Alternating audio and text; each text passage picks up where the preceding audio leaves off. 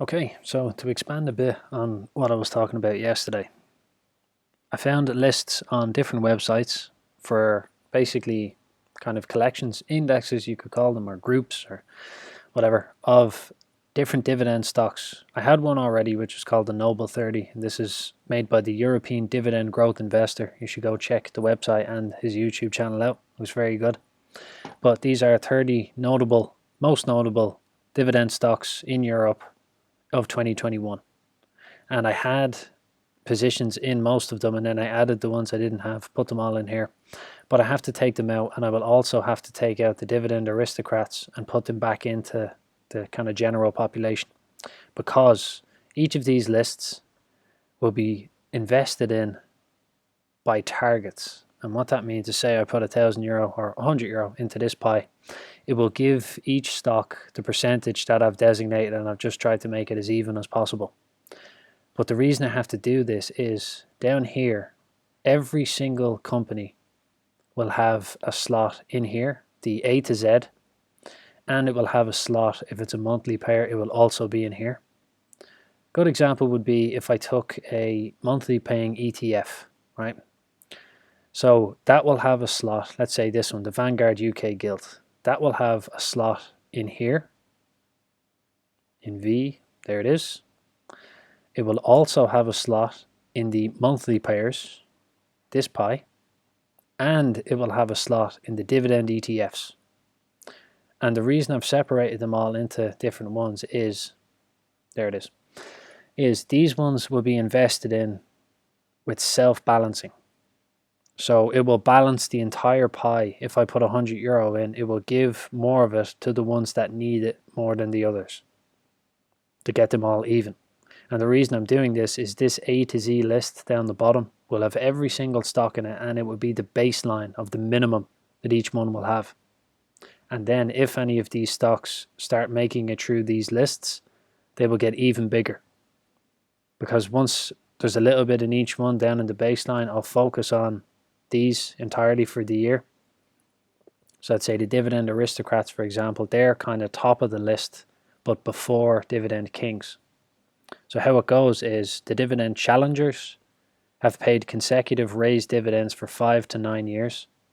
The Dividend Contenders have paid between 10 and 24 years and raised consecutively. Dividend Champions are 25 years or more consecutive raised dividends, but they're not all in the S&P 500. And the S&P 500 is just like a list of the best 500 stocks in the USA, just to make it really simple. Then comes the Dividend Aristocrats. These have 25 years or more of consecutive raised dividends, but they're all in the S&P 500.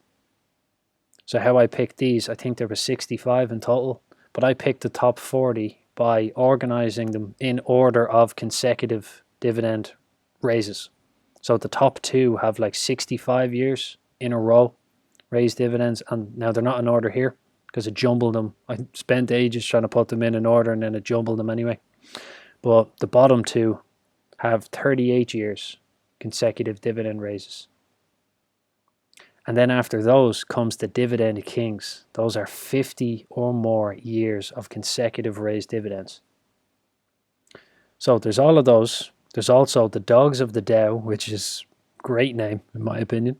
And they call the small dogs I think the smallest yields or something, but I'll figure it out as I go. I've learned about them all in the last day or two. So these are the top 10 highest yielding stocks from the Dow 30 on the last day of last year. So I think the 2022 list is already out, but I'm doing the 2021 first. And I actually have to take all of these out. I'll show you as well how I do this, because a lot of people go withdraw funds, and that actually sells positions as far as I know. I don't ever use it. So you export them all, and then they'll come out here to manual investments. I usually just keep I've taken AMC and GameStop out of the crypt and put them out here because I don't need them in a pie. Doesn't matter how long I'll have to hold them. I'll just keep them out here. But now I'll have to individually import these back into their A to Z. And the reason I'm doing this is to start off all of these completely even. So if I have €50 to invest, say I put it in here, these ones will always be buy targets. So they will get as even of a percentage as I can. If there was 50 in every pie, they'd get €1 each. It would be perfect. But I'm always going to do this. Always. Now, if I make any manual investments of any of the stocks in here, I'll add them down to here. But that's the general gist of the plan for the next while. This one is the UK High Dividend Aristocrats, and this is from a website called Dividend Power.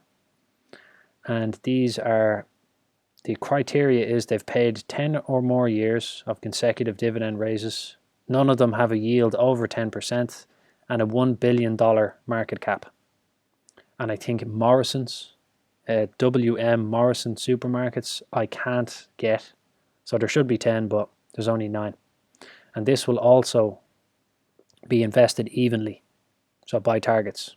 If I put €10 in, I'll give each one about €1.10 or €1.20. And what I'll do is, if I can make an unlimited amount of pies, I'll just add a new year for every one of these and the dividend challengers, dividend contenders, the whole lot of them every year. But if there's a limited amount of pies, I will dissolve, let's say at the end of 2022, I'll dissolve this one. Any of these companies that make it into the 2022 list, I'll just add whatever money that they have in them now into the next pie, so that when I'm bulking up the 2022 pie by targets, they will continue getting more reinforcements because they're doing well. And if they get removed, I'll just add them back down here. So it's exciting times, but I have a lot of work to do. And there's quite a few companies that I didn't have for some of these lists so far. It's only 4 at the moment, but I've invested in 3 of them just to kind of get the ball rolling. This first one, West Pharmaceutical, was added to the Dividend Aristocrats list, but I think it's so low down because I picked the top 40 by, ordered by consecutive dividend years. I think because this is just added this year, it's not in my top 40, but I bought a €2 position just to congratulate them for joining the club. There's also Pentair. I had to buy, yeah, PNR. Got a position in that. And 2 more actually. Cincinnati Financial. That's CINF. And the last one is Amgen, which I think is in the Dogs of the Dow for last year. So then there's one more, the Jupiter Fund, I have to add for the High Yield UK pie. And then after that's done, every one of these stocks will get a position in the pie that they belong to and down in the library. The library will always have a slot for every single company from now on. So I think it will, I like to call them engines, but I think it will kind of create these, engines, to propel the rest of the portfolio. Because the ones that are doing consecutively well over the years will get much more attention and much more investment compared to the ones that say they could be a dividend king and then they fall off the list. They will always be down here. I wouldn't sell them just because they lost their position. I just wouldn't focus on them as much.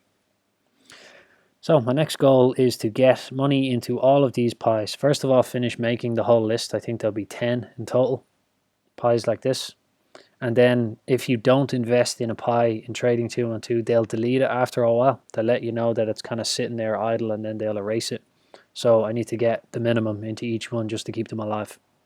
And then when I'm saving money, instead of investing, say I have €200 to invest at the end of the month, I now have to figure out what the minimum investment is. So this should be about €4 for this pie. Yeah. So try 3, minimum is 4 for this one. So I need to go down through all of these, figure out how much the minimum is to invest in every single company, just €1, and then save up that much, do a self-balance in every single pie, and then they will all have a good baseline. Now there will be some in here that are way, way more, top heavy than the others. Some of them might have €60 in them on their own. But that's just the goal for the rest of the stocks to climb up to. And to give, say, the dividend monthly payers have a load of money in them because I want as much income as fast as possible for the moment. I've set goals for each pie, and I think they're very high still. Yeah, like this is 50 grand because there's 50 stocks. This is 30 grand, even though there is, 26 stocks, and so on and so forth, just to kind of encourage myself. But that's the general gist for now. The A to Z library would be the kind of self-balancing, like minimum baseline of the portfolio. And then all of these will receive, say I have €100 to invest, I might put €50 in here and then spread €50 out among whoever is doing the worst at the time. So I'll go down through this list. But that's the kind of rules of engagement for the next while. It's exciting stuff.